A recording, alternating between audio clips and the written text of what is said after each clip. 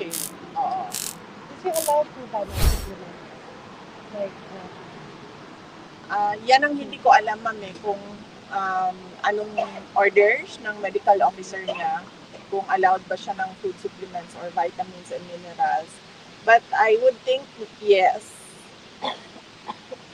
Baka dahil sa edad niya, so kailangan niya ng mga supplements talaga, vitamins and minerals. And of course, alam nila na yung gana niya sa kain is not optimum. Yeah, just to put a bit of weight back on. Opo, oo. BP yung sa hair niya, kasi last time sinabi mo kaya ano lang niya yung gray hair, tapos sinabi mo rin na baka magpa-color na rin siya. Oo, wala pa siya nagpa-color. May joke kami kanina pero joke. Pero hindi po siya nagpa-color ng buhok niya. Tapos nabanggit ko sa kanya, in Bisaya ba, kibaw ka, nakabalos ka na kay, hindi ko alam kung dapat ko ba sabihin ang pangalan. Wag na lang, secret. Kibaw ka, nakabalos.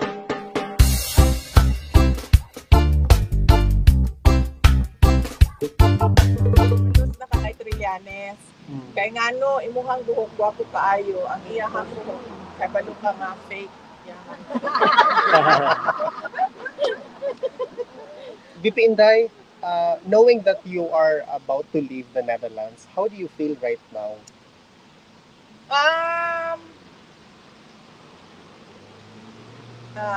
Well, I feel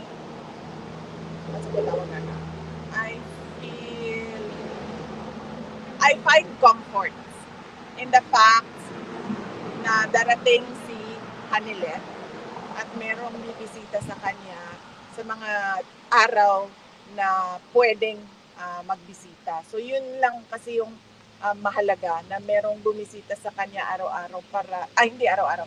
Merong bumisita sa kanya sa mga araw na pinapayagan ang pagbisita para hindi siya malungkot at para merong napapasok yung araw-araw na balita. Nakikwento yung araw-araw na balita din doon sa kanya. Kasi tulad kanina, pag upo ko pa lang, nagtanong na kaagad siya anong nangyayari sa Pilipinas. So nabanggit ko na madami ang naperwisyo sa pagbaha. Sabi ko, and then napagkwentuhan namin na taon-taon na lang na ganun. Pero wala talagang mga proyekto na nag-a-address sa baha. Ibig sabihin, inaantay na lang natin dumating yung bagyo at yung baha at maging biktima na naman tayo ulit ng baha taon-taon. So, yun yung napag-usapan kanina sa pagsimula ng aking bisita. Thank you, ma'am. Thank you, sir. Tanong ko lang po, kasi may breaking news kanina na na-deny po yung motion to post bail ni Pastor Apollo na ibalita niyo po ba sa kanya yun or kung hindi, ano pong reaction niyo pa po? Ang sabi, hindi ko nabalita sa kanya kasi ngayon ko lang nalaman na na-deny ang motion for bail ni Pastor Apollo Maguloy. Pero nabanggit namin kanina, napag-usapan namin kanina si Pastor Apollo Maguloy. Pero as usual, yung kwentuhan namin tulad ng buhok ni Trillanes ay sabi niya na pareho daw sila ng palad ni Pastor Maguloy, pareho daw sila ng kapalaran. Tapos sabi niya, sana pala hindi na lang kami naging magkaibigan, baka pa hindi kami napunta sa detention. Tapos sabi ko wala namang kinalaman yung natawanan kami. Sabi ko wala namang kinalaman yung mga guhit niyo sa palad sa inyong sa mga pangyayari ngayon. Sabi ko sa kanya, politika lahat yan. Yes. Yes, Vice. Good afternoon po. Salamat sa oras at panahon. May continuation ka, Boss Day? Mamaya na. Ma'am, may iba po tayo. Sinabi po ni House Spokesperson Princess Abante, tungkulin po daw ninyo na makinig sa State of the Nation address ni BBM. Sabi niya po ay handa ang Kamara na i-welcome kayo sakaling dadalo kayo sa SUNA. Your comment on this, ma'am?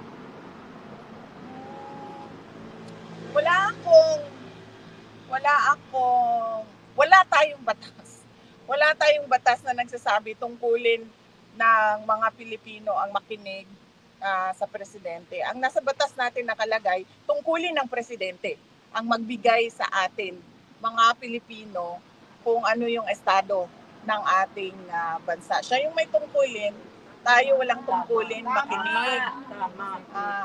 We have the rights to listen or to not listen. There is no law mandating us to listen to the president give his State of the Nation address.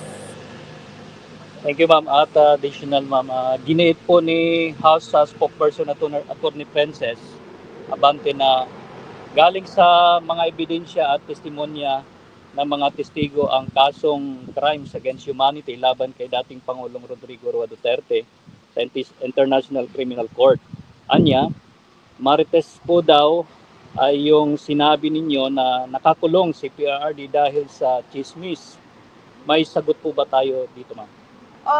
Siguro dapat huwag magsalita si Miss Abante patungkol sa ICC case dahil spokesperson naman siya ng House of Representatives at wala namang kinalaman ang House of Representatives sa ongoing na kaso ngayon. Nandito ako bilang isang Pilipino, bilang isang Vice President ng Pilipinas na pinaglalaban yung karapatan ng isang kasambayan natin na Pilipino na kinuha sa Pilipinas at dinala sa ibang bansa para ikulong. So meron akong right. I have all the right to express my anger against what the administration of BBM did. Pero si Princess Abante, siya ay isang spokesperson ng House of Representatives. So ang dapat niyang itinatopic o ibinabahagi sa taong bayan ay kung ano yung nangyayari sa House of Representatives. Huwag na siyang sumausaw. Right. Huwag na siyang sumausaw sa it's out of her league. Thank you, ma'am. Ma'am, on other issue po, okay lang. Sinabi po ni Philippine Ambassador to the US na si Jose Manuel Romualdez na bukas po ang Pilipinas sa plano ng Amerika na magtayo ng isang ammunition factory sa bansa. Una nyo na pong pinuna yung foreign policy ni Marcos Jr. dahil sa masyadong pagkiling sa US. Ma'am, ano po ang masasabi ninyo dito? Makakabuti po ba ito sa bansa natin, plano ng Amerika na magtayo ng isang ammunition factory sa Pilipinas? Ang nakalagay sa ating saligang batas, na meron tayong dapat independent foreign policy. Kung yung ginagawa ng gobyerno ay kiling sa iisang bansa lang, ibig sabihin nun, wala na tayong true independent policy. So, dapat hindi lang ako yung kumukontra, lahat tayong mga Pilipino kumukontra sa plano na ito. Dahil ang ating mga galaw ay dapat for the interest of our country, hindi para sa interest ng ibang mga bansa. Hindi lang Amerikano, kahit anong bansa yan. Hindi para sa kanila ang galaw ng natin mga Pilipino. Ang mga ginagawa natin ay dapat para sa interes ng ating bansa. So, Thank you, ma'am. Pabalik po tayo sa issue ng pag-deny sa payment of sa pagkakakilala niyo po ba kay Pastor Apollo, dapat ma-approve or mali po ba yung desisyon ng korte na i-deny siya considering na mahina naman po talaga yung mga ebidensyang pinipresenta o hearsay lamang sa inyo po bang pagkakakilala? Pwede niyo po bang i-vouch si Pastor Apollo sa mga kababayan? Hindi ko alam, unang-una, hindi ko kasi nabasa yung decision ng judge kung bakit dinenay yung application for bail. At pangalawa, hindi ko rin alam kung ano yung ebidensya na ipinakita ng prosecution para sila mag-oppose sa pag-apply ng bail ng accused. No? So mahirap magbigay ng comment kung wala akong alam kung ano yung nangyari doon sa loob ng korte. VP, another question about your impeachment. Kasi nag-release ng statement ng House of Representatives that they are not going to answer the Supreme Court's asking them to relate significant materials with respect to their decision-making process.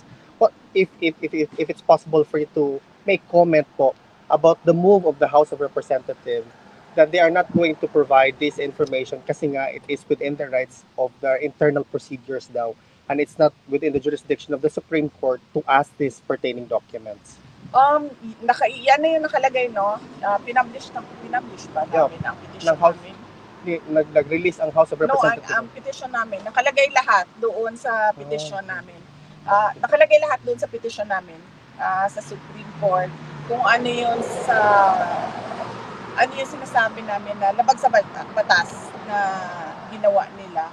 At syempre, dahil korte yon ay kailangan mabigyan din ng pagkakataon yung kabilang kampo na magbigay ng mga hinihingi ng korte.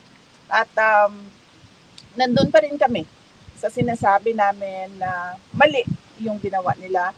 Labag siya sa konstitusyon, labag siya sa batas, at lalong-lalo na nilabag nila yung karapatan ko na na maging fair yung proseso ng pag-file ng impeachment. Any questions? Madam VP, bumabaha po ngayon sa Pilipinas dahil sa bagyo at alam naman po natin na meron po isang congressman from Bicol ang nagpo-propose na imbestigahan po yung Dolomite Beach na dahilan daw po ng pagbabaha sa Metro Manila. So marami pong ulit baha ngayon, baka bintang din po yun kay Pangulong Duterte dahil alam naman natin na yung Dolomite Beach isa po sa mga projects. Oo, hindi na ako magtataka kung lahat ng ginawa or lahat ng ginagawa ni dating Pangulong Duterte ay imbestigahan ng administrasyon ngayon. At hindi na rin tayo magtataka kung lahat noong mga nangyayari ay sasabihin nila na kaparte yan ng war on drugs at kasalanan yan ni President Duterte. Kasi nga, sinabi ko na, ang ginagawa kasi nila is political scapegoating. Ibig sabihin, ayaw nila tanggapin yung obligasyon, ayaw nila ibigay yung accountability sa mga problema. Tulad ng pagbaha, dapat kasi ang sasabihin mo niyan ay ano ba ang dahilan kung bakit nababaha? Ano ba ang plano natin para sa susunod na bagyo ay hindi nababaha? At paano ba natin i-implement yung plano natin na paniguraduhin natin na hindi na nasa-stranded o hindi na nabibiktima ng pagbaha ng mga tao. Ganun dapat ang sagot ng gobyerno. Hindi yung magtuturo sila ng ibang tao. Kasi nililihis nila yung attention ng tao sa totoong problema. VP Inday, I would like, on behalf of the Filipino people, we would like to thank you on the Office of the Vice President for extending the Libre Sakay program po, because it has actually elevated a lot and helped a lot of people, especially those areas na talagang present itong Libre Sakay. Do you have a message to those people, ma'am? We're very thankful